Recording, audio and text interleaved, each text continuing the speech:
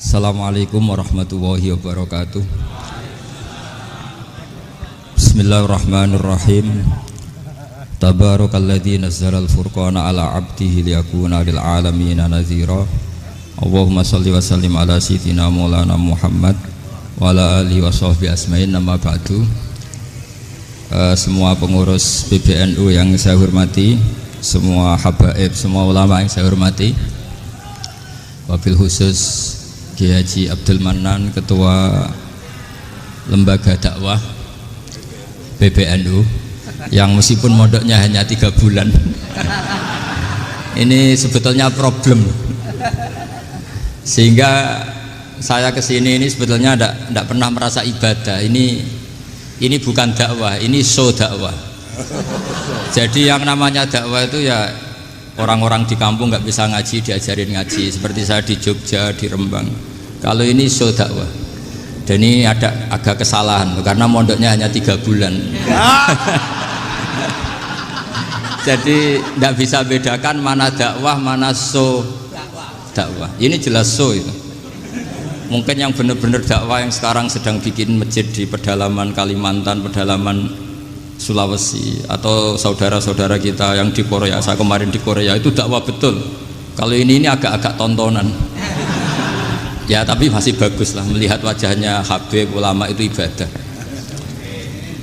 Tapi begini ya, yang jelas saya berharap sekali, saya diundang sekali ini saja, jangan diulang. Karena mencintai ulama itu baik, tapi ngatur ulama itu dosa. Ini jadi ini harus dicatat. Jadi Imam Malik itu kalau diundang tuh marah, meskipun yang undang tuh seorang raja zaman itu, Harun ar-Rasyid. Beliau minta supaya Imam Malik baca Muwatta di istana untuk anak-anaknya, padahal seorang presiden mau ngajari anak-anaknya. Imam Malik marah, masyhur itu, al ilmu yu'ta la ya'ti, ilmu disowani, ora kok ilmu yang sowan. Di mana-mana timba itu ke sumur apa sumur yang ketimba? Timba ke sumur. Ini agak kecelakaan.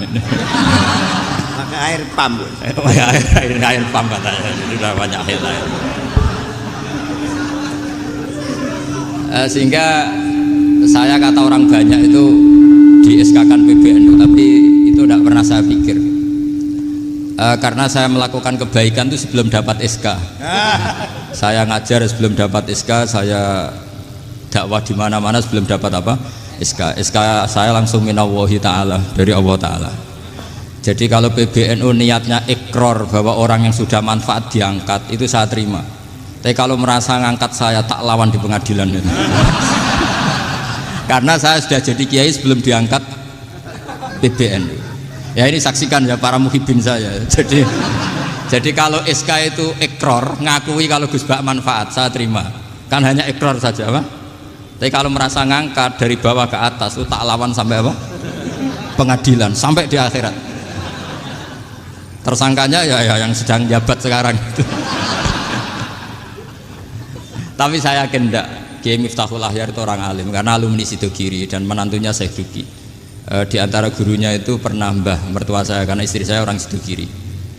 Beliau juga besanan sama keluarga Lasem, saya ini Durriyah Lasem. Pak Said Akil juga orang alim, mbah-mbahnya juga orang alim. Baru kemarin nyocokkan nasab sama saya.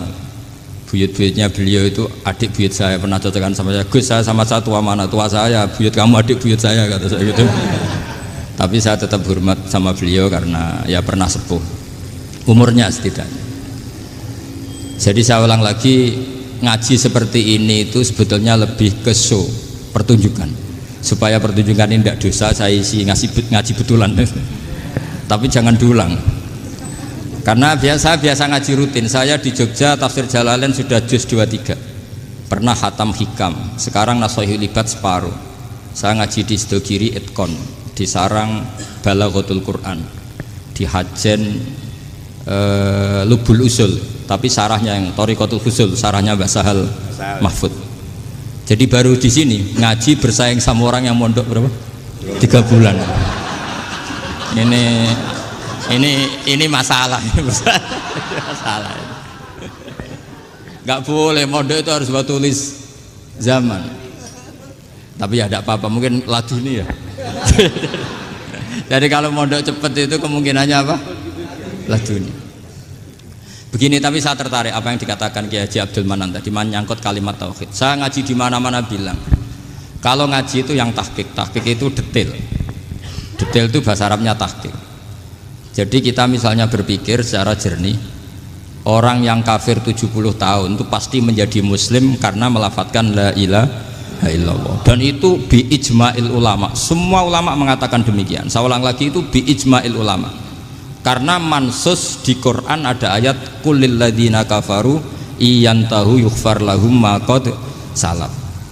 Kalau orang yang kafir 70 tahun bisa dihilangkan kekafirannya hanya dengan kalimat la ilaha illallah Muhammadur Rasulullah. Berarti kalimat ini statusnya apa? Penghilang kekafiran, apa? Penghilang kekafiran. Lalu ada kelompok yang mengatakan gara-gara kalimat la ilaha illallah dan pegang patok nisan itu orang menjadi kafir. Ini kan jadi paradok. Lafat yang kita statuskan sebagai penghilang kekafiran dengan lafat yang sama orang menjadi kafir. Itu nggak ketemu nalar. Mbok nalar paling apapun tetap nggak ketemu. Kecuali tadi ya dalilnya pokoknya ngotot tadi. Itu memang kacau itu. Tapi alhamdulillah mereka insya Allah ya sadar. Kamu jangan bayangkan mereka tidak sadar terus, berarti kamu doanya jelek. Bisa saja mereka sudah ingin sadar, berhubung digojlok ini terus gak jadi sadar. Jadi jangan-jangan salah kita karena sering gojlok sehingga yang mau sadar jadi tidak apa? Nggak sadar. Saya tadi jam 10 sampai setengah 2 masih ngajar di pondok saya ngajar tafsir masih di Rembang sana saya. Terus saya ke Semarang Delalah Muyassar. Ya mungkin agak-agak keramat, jadi tetap jam 3:4 saya bisa ketemu Habib Umar Hafid. Saya beberapa menit ya diskusi tentang manhaj beliau, dan kebetulan saya sering belajar kitab beliau sama alumni Darul Mustafa. Meskipun saya tidak pernah ke sana, tapi saya tahu betul madhab beliau karena al arwah junudun apa? Mujannada. Begini, saya sering dingetikani Mbah Mun, politik tidak jelas itu bagian dari kejelasan. Ini yang perlu dicatat. Jadi politik tidak jelas itu bagian dari apa? Kejelasan. Misalnya begini, siapa yang mengira Khalid bin Walid yang sangat musuhi Rasulullah, dia panglima orang kafir ketika ngalahkan Rasulullah di perang Uhud, akhirnya Khalid bin Walid masuk apa? Islam. Begitu juga Wahsy, qatilu ahabbin nasi ila Rasulillah, pembunuh Sayyid Hamzah, akhirnya juga masuk Islam. Begitu juga Abu Sufyan, dia pemimpin besar kafir Mekah ketika perang Badar, ketika perang Khandaq, akhirnya juga Islam dan menjadi mertua Rasulullah Shallallahu Alaihi Wasallam. Dari fakta ini kemudian banyak ulama alim yang ngambil sikap itu ya cara Jawa itu anggang-anggang. Anggang-anggang itu gak tegas, tapi gak tegas dari rumusan ilmu yang detail. Saya ulang lagi, gak tegas tapi dari rumusan ilmu yang apa? Detail. Bisa saja orang yang sekarang kafir suatu saat mukmin atau muslim. Bisa saja yang sekarang sedang fasik suatu saat soleh. Bisa saja yang mondok 3 bulan rois PBNU. Sementara yang mondok lama kadang KRT. Tapi itu hanya hukum duniawi. Saya yakin yang KRT ini PBNU di akhirat. Karena mondoknya lebih apa? Lama. Itu tak jamin. Saya juga berencana mimpin itu di akhirat saja, bukan di dunia. Makanya saya mohon SK itu berakhir muktamar mendatang. Karena saya sudah kiai sebelum diangkat. Makanya saya ulang-ulang, kalau pengangkatan itu niatnya ikrar, saya terima. Tapi kalau niatnya ngangkat, tak gugat di pengadilan. Ini tidak guyon, ini betulan itu. Ya, tapi ini hanya guyon saja. Nah, ini penting saya utarakan teori ngaji ya. Ini saya bacakan naskah asli Sayyid Umar Hafid supaya Anda dapat barokah beliau. Karena beliau selain alim allamah, muridnya Habib Salim, juga beliau pernah ngaji kutub Sayyid Abdul Qadir Segaf di Jeddah. Juga beliau sering istifadah di beberapa kiai. Ini saya baca teks Arabnya kemudian saya terjemah. Bagi yang tidak setuju pemaknanya bisa gugat, karena saya baca Arabnya. Yang nggak setuju pemaknanya bisa gugat, tapi tak jamin kalah karena saya paham betul teksnya maknanya seperti itu.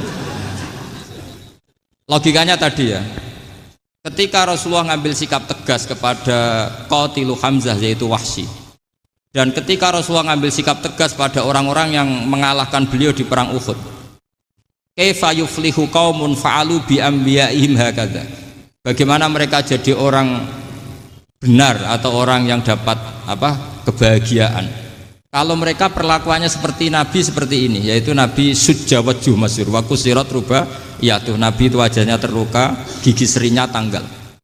Orang-orang seperti ini tuh nggak akan bejo kalau orang Jawa, nggak akan falah. Tapi apa yang terjadi? Allah menurunkan ayat laisa laka minal amri syai'un aw yatuba 'alaihim aw yu'adzibahum. Muhammad itu bukan wilayah kamu ngecap orang, menstigmasi orang itu tidak wilayah kamu. Saya bisa saja mengampuni mereka atau menyiksa saya itu atau menyiksa mereka itu wilayah saya, kata Allah. Saya bisa saja mengampuni mereka atau menyiksa mereka itu wilayah saya.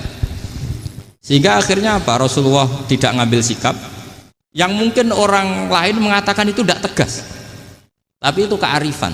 Betul, akhirnya Wahsy malah masuk Islam. Khalid bin Walid panglimanya juga masuk Islam. Dan beberapa orang kafir juga masuk Islam, termasuk mimbenihim, ketuanya yaitu Abu Sufyan. Ini penting saya utarakan. Makanya ini saya baca pembenaran dari konstruksi pikiran tadi. Nah ini supaya khas. Ini khasnya orang mondok 10 tahun nih. Jadi ini tak baca ini. Nah, biar jelas ini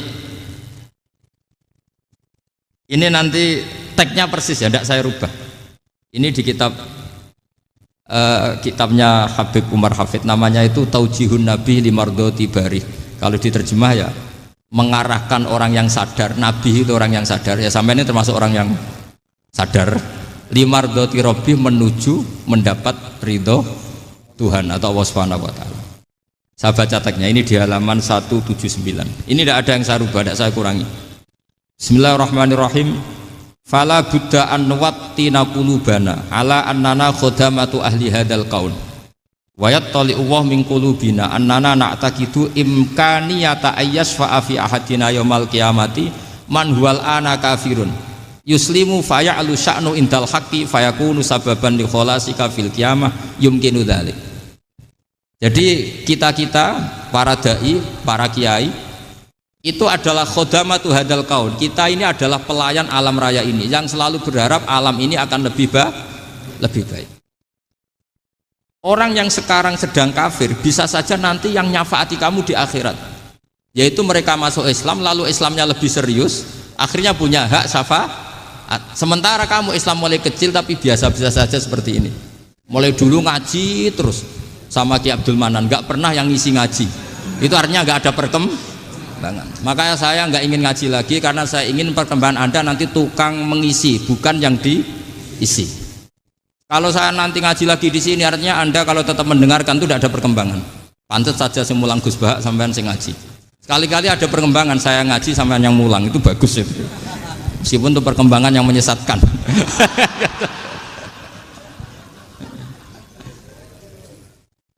Ini penting saya utarakan. Ini dawuhnya Said Umar ya. Orang yang sekarang sedang kafir bisa saja orang ini nanti nyafaati kamu, yaitu beliau orang ini Islam, kemudian Islamnya serius, maka punya hak syafaat. Sementara kamu Islamnya biasa-biasa saja.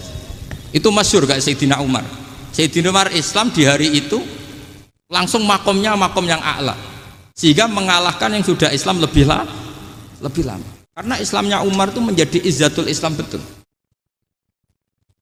Makanya jangan benci orang tegas teman-teman, kadang ya ada baiknya. Abu Bakar itu sudah Islam tapi layinal janib, orangnya santun. Kalau dipisoi orang yang menengahi lah kira-kira seperti itu.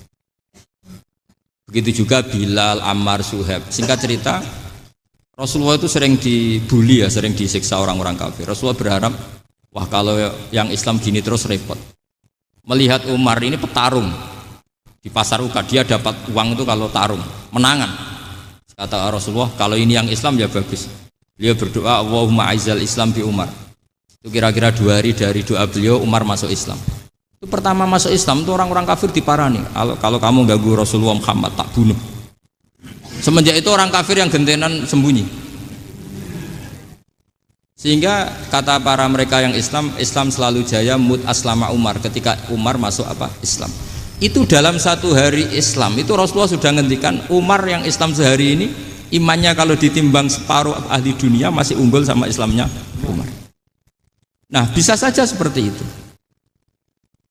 Jadi saya minta sama teman-teman yang mencintai ilmu, tidak tegas itu bagian dari ketegasan dalam ilmiah. Karena kita ini tidak mengendalikan dunia, tidak mengendalikan hidayat, hanya Allah piyambak yang ngasih apa?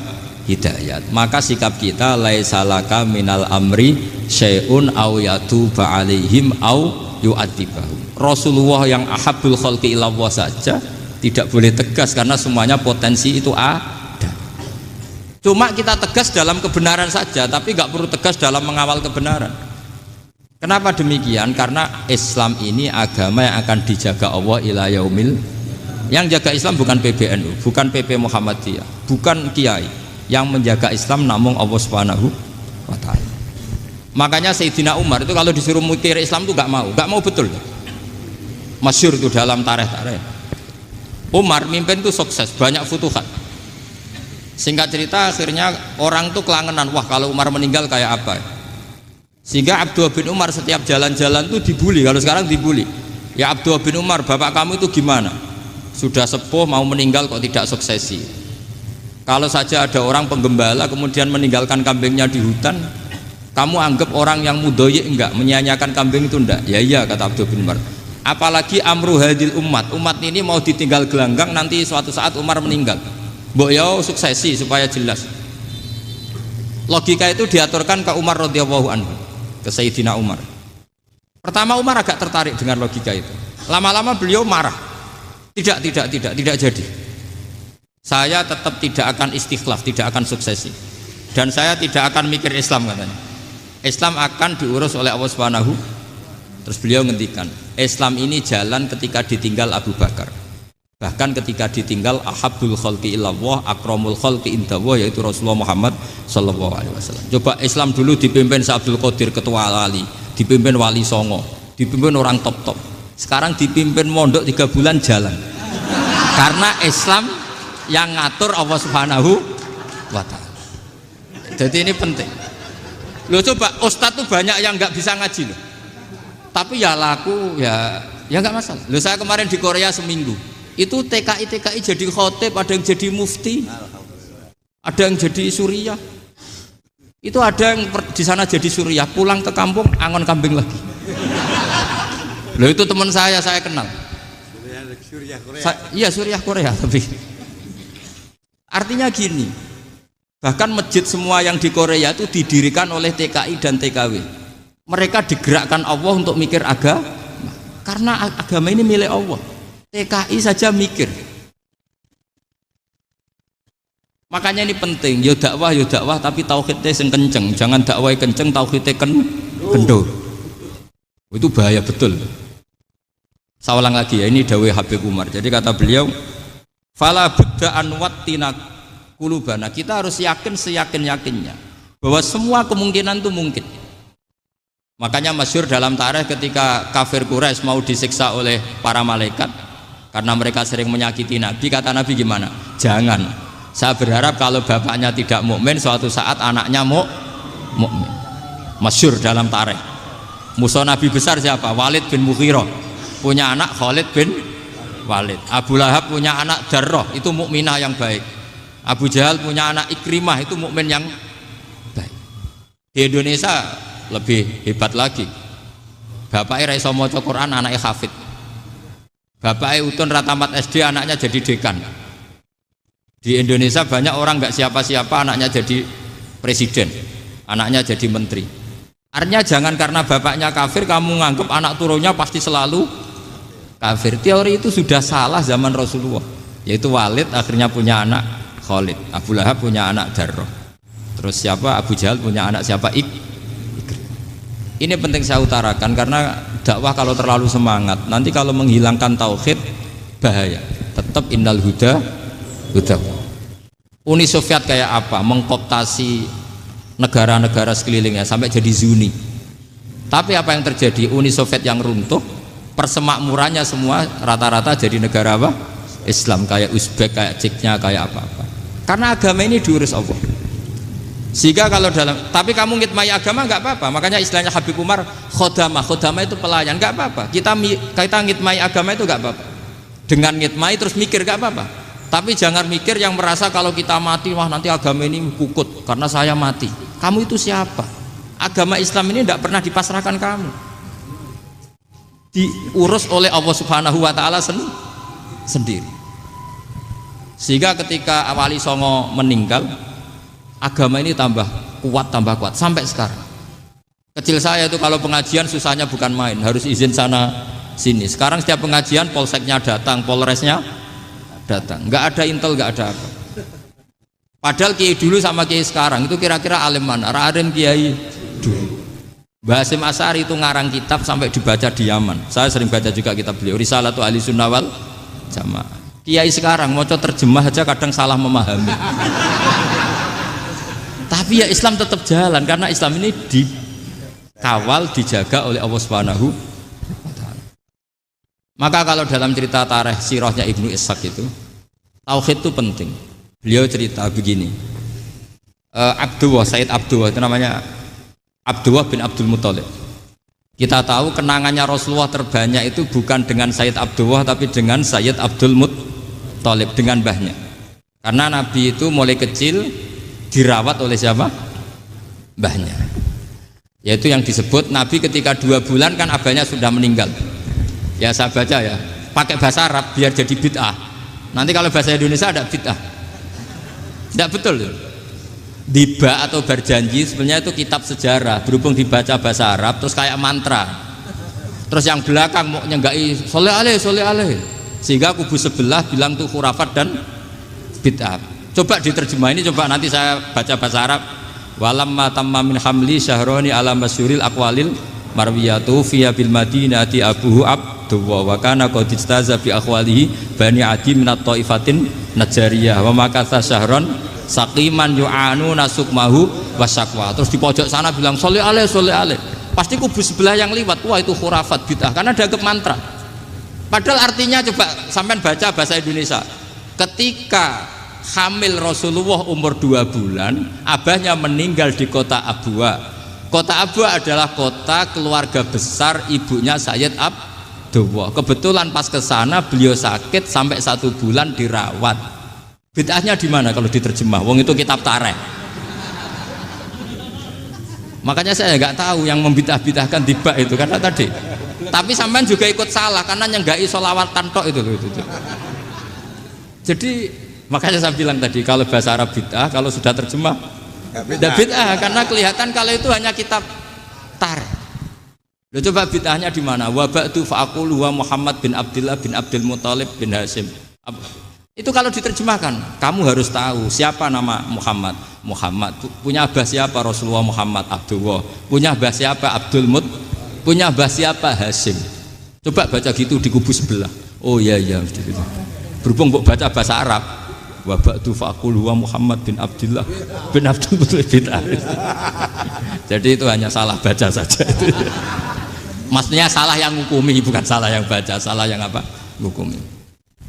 Sayyid Abdullah ini orang yang tauhidnya sangat kuat. Sayyid Abdul Muthalib lebih kuat lagi. Saya cerita sedikit betapa pentingnya tauhid. Ketika pasukan Abraha bawa pasukan gajah mau menyerang apa? Ka'bah. Itu sebelum menyerang itu semua aset-aset milik orang kafir Quraisy, milik orang Quraisy lah. Itu ditawan, diambil. Termasuk milik Sayyid Abdul Muthalib, milik Abdul Muthalib. Terus ketika mau masuk Ka'bah, mau masuk Mekah, kata Abraha, man sayyidu hadal wadi, siapa yang kamu tuakan, yang kamu pertuan di sini? Oh, Abdul Muthalib. Abdul Muthalib itu dipanggil, itu auranya luar biasa. Abraha yang di tempat perkemahannya itu harus duduk di atas karena dia raja, itu duduk di atas gak berani. Saking wibawanya Abdul Muthalib, ini mbahnya Rasulullah. Akhirnya Abraha bilang gini, saya duduk di bawah tidak mungkin karena saya raja. Kamu duduk jejer saya tidak mungkin karena nanti umat saya kecewa karena raja kok disaingin gitu. Ya sudah, sambil berdiri-diri kita ngomong. Akhirnya Sayyid Abdul Muthalib tadi Diomongin gini, saya itu tidak ingin merusak orang-orang Mekah, orang-orang Quraisy. Saya hanya kecewa punya tempat ibadah dikencingi, diberakin sehingga saya mau merubuhkan Ka'bah. Tapi dengan damai, nggak ada perang. Apa jawabnya Abdul Muthalib? Lucu. Nggak apa-apa, Ka'bah kamu robohkan silakan, nggak apa-apa. Yang penting unta saya yang kamu sita kembalikan. Harta saya yang 100 unta kamu sita kamu kembalikan. Itu Abraha kagetnya bukan main. Kaget karena kamu itu pemimpin apa? Tadi saya hormat kamu karena kamu tak anggap orang hebat. Hadhil Ka'bah dinu abaika. Ini Ka'bah itu agama kamu. Pas saya hancurkan kok kamu tenang-tenang saja. Padahal pas mau saya hancurkan kamu tenang-tenang saja. Malah tanya unta kamu itu gimana? Apa jawabnya Abdul Muthalib? Inna lihadal baiti robban hamahu. Sebab Ka'bah itu ada yang punya dan pasti akan melindungi Ka'bah. Tapi kalau unta itu milik saya, ini urusan saya, ini unta. Jadi inna lihadal baiti robban hamahu itu tidak milik saya, itu ada yang punya. Ya sudah, biar yang punya aja yang jaga, itu tidak urusan saya. Akhirnya unta dikembalikan, aman deh, untung double. Terus akhirnya dia ke Ka'bah, fa'akhudha bi halaqatil bab, karena dulu apa itu halaqatil bab, karena dulu itu yang dipakai apa itu pegangan itu bentuknya apa, bulat, makanya diistilahkan halaqah apa, bulat. Kalau sekarang halaqah ilmiah itu seminar, benar. Halaqah itu buruhi lain lagi. Lain lagi ya. Pegang terus bilang gini, kata Abdul Muthalib, ya Allah, Ka'bah ini mau dihancurkan oleh Abraha, Ka'bah ini milik kamu. Saya mau ke gunung, mau melihat apa yang kau lakukan terhadap orang yang mau merusak Ka'bah. Terus Abdul Muthalib bilang ke umatnya, wa ya qaumi, ayo kita ke gunung melihat ma fa'ala rabbuna, apa yang akan dilakukan Tuhan kita terhadap orang yang mau menghancurkan Ka'bah. Jadi santai saja, santai. Terus Abdul Muthalib naik gunung sama orang-orang Quraisy. Abraha datang mau merusak Ka'bah, terus terjadi alam taro kaifa fa'ala rabbuka bi ashabil fil. Itu melihat, dan betul Ka'bah dijaga Allah. Islam juga gitu. Ketika Islam dikooptasi Uni Soviet, semua ulama, semua wali perasaannya hanya nunggu kehancuran Uni Soviet, karena pasti agama ini dijaga Allah. Saya setiap sholat, setiap munajat, ketika baca Rabbana lakal hamdu bil samawati wa mil'ul ardi. Dulu saya iskal itu janggal. Ya Allah, engkau zat yang layak dipuji, yang pujian itu memenuhi langit dan bumi. Pikiran saya kalau bumi ateis itu mujinya kayak apa? Tapi Masya Allah, ketika saya datang di Korea, bumi ateis, ternyata di sana banyak masjid, banyak tasbih, bahkan ada sakduna di sana. Karena Allah sudah ngendikan lakal hamdu mil'us samawati wa mil'ul ardi. Dan sekarang nyata, semua bumi ateis, bumi apa saja, ada tasbihnya, ada tahmidnya. Makanya sadaqallahul adzim ketika ngendikan sanurihim ayatina fil afaq walladzi arsala rasulahu bil huda dinil haqqi liyuzhirahu 'alad dini kulli. Makanya saya mohon sekali bahwa agama ini harus kamu khidmah. Tapi enggak boleh kamu pikir. Atau dibaliklah, khidmah maka memikir. Tapi tidak usah GR bahwa agama ini diserahkan sampean. Saya juga agak ridho. Agama kok diurus orang-orang kayak gini, kayak apa nasibnya? Jadi ini penting, karena rata-rata kiai alim itu tidak jelas. Terus oleh orang-orang yang nggak pernah ngaji itu, wah ini nggak jelas, nggak tegas. Islam itu harus tegas. Maksudnya tegas itu kayak apa? Tegas itu di wilayah kita. Kalau istri kamu mau diperkosa orang itu boleh tegas, itu wilayah kamu. Tapi kalau hidayat itu wilayahnya Allah Subhanahu wa Ta'ala, kita tidak pernah tahu. Bahkan yang sudah Islam saja, nyuwun sewu, itu nggak ada jaminan mati husnul. Kita tahu dalam sejarah Sa'labah itu dapat gelar hamamatul masjid, merpatinya masjid. Tapi kita tahu akhirnya Sa'labah itu apa? Su'ul khotimah. Sampai dalam Islam selalu diajarkan ya muqallibal qulub tsabbit qalbi ala din. Jadi kalau kita sendiri saja masih ingin selalu husnul khotimah, agak ada ruang untuk mudah menvonis orang lain. Makanya saya salut sekali ketika Habib Umar menulis kita semua ini mengkhidmai hadal kaun, dan selalu berharap bisa saja suatu saat orang yang sedang kafir bisa saja suatu saat muslim. Nah soal kalau yang sama yang harbi menyerang kita ya tarung. Kalau artinya kalau yang merangi kita ya kita wajib perang, kalau enggak ya habis kita. Seperti kita lakukan ketika diserang Belanda. Tapi ketika mereka musta'man, dhimmi, mu'ahad, orang-orang kafir yang mau berdamai dengan kita, ya kita damai. Sebagaimana yang dilakukan Rasulullah SAW ketika berdamai dengan kafir Quraisy yang dipimpin Suhail bin Amr. Masyhur itu dalam tarikh. Singkat cerita kan Sayyidina Ali ini pernah konflik sama orang Khawarij. Kata Sayyidina Ali, ya sudahlah, namanya kita musuhan, kita tidak usah ketemu, pakai mediator, kata Sayyidina Ali. Kata orang Khawarij, ini apa-apaan kok butuh mediator, nggak ada Qur'annya, nggak ada hadisnya. Kira-kira kalau Sayyidina Ali orang Jawa, nggak ada apa tidak tahu. Walhasil Sayyidina Ali akhirnya baca ayat, wa in khiftum shiqaqa bainihima fab'atsu hakaman min ahli wa hakaman min ahliya. Jika suami istri tengah konflik, maka yang keluarga suami kirim mediator, yang keluarga perempuan juga kirim. Terus kata Sayyidina Ali, wa amru ummati Muhammad a'dhamu min amri rajulin wa imra'atin.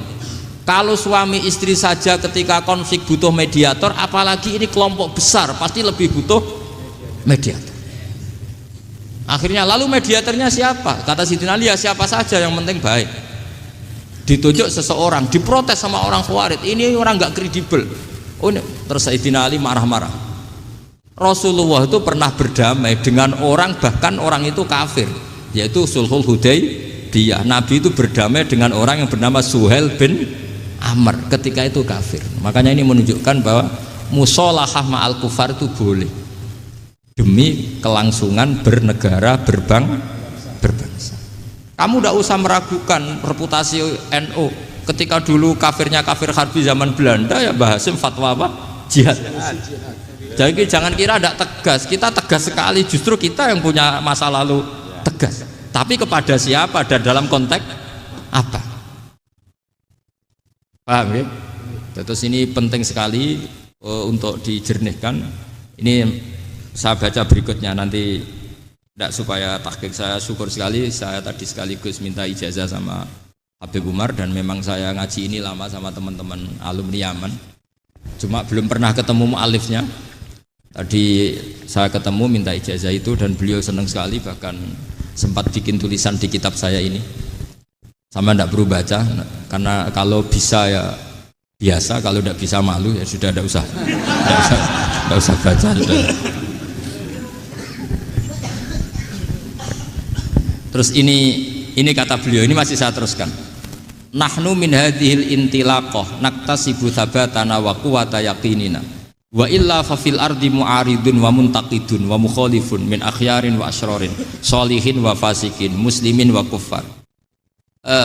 Kalau kamu punya satu metode ilmiah, metode dakwah, kamu harus siap, karena pasti ada yang menentang. Yang menentang itu ya mulai orang soleh, tidak soleh, orang macam-macam. Jadi kalau sudah punya manhaj, memang dari awal harus siap apa? Ditentang. Jadi misalnya PBNU punya kebijakan apa, ya sudah siap saja dibully. Itu pasti itu, karena nggak ada manusia semua suka, semua benci. Kata beliau, anta in kunta fi syakkin min hadzal maslak wal manhaj fattabi man syi'ta wasaha angka ghaniyah wa in kunta ala yaqinin annahu al huda wa mirasun nubuwah wa annahu haqiqatu tarjamatil ahdi ma'rab fala tata'atsar min kalami ahadin yakunu mangkana. Jadi intinya kita mengawal Islam secara rahmatanil alamin itu justru kita berharap menjadi simpatik dan menjadikan mereka menjadi nopo Islam. Jangan ketika simpatik dianggap gak tegas. Saya masih ingat betul dawuh Mbah Mun, hak sekseni, kata beliau, saya masih ingat kalimatnya, sekseni akurat tegas itu berdasar ayat laisalaka minal amri syai'un aw yatuba alaihim aw yu'adzibahum, karena potensi sosial itu bisa rubah. Orang yang sekarang kawan kamu bisa saja suatu saat jadi musuh, yang sekarang musuh kamu bisa saja suatu saat jadi kawan. Terus kamu ngambil sikap tegas dalam sesuatu yang nggak stabil seperti ini, lalu tegas itu kan nggak pada tempatnya. Makanya yang seperti ini kata Allah pakai asa itu menawa-menawa. Asa wahu ayyaj'ala bainakum wa bainal ladzina ataitum minhum mawaddah. Bisa saja orang yang sekarang musuhan dengan kamu suatu saat dijadikan mawaddah. Kamu udah mawaddah itu saling mengasihi. Kamu udah usah tanya, wallahu qadir, kata Allah, karena Allah mampu. Jadi dalam hukum-hukum sosial Allah seringnya bilang apa? asa. Misalnya wasa antakrahu syai'a wa huwa khairul lakum, wasa antuhibbu syai'a wa huwa syarrul lakum. Karena masalah sosial ini semuanya asa, yang pernah tahu siapa? Bisa saja sekarang saya Rois Surya, nanti SK-nya enggak turun lagi, tapi saya tidak apa-apa. Bisa saja nanti santri 10 tahun dipimpin 3 bulan enggak apa-apa. Bolak-balik enggak apa-apa. Saya tidak akan kecewa. Karena masya Allahu kana wa malam yasa lam yakun. Assalamualaikum warahmatullahi wabarakatuh.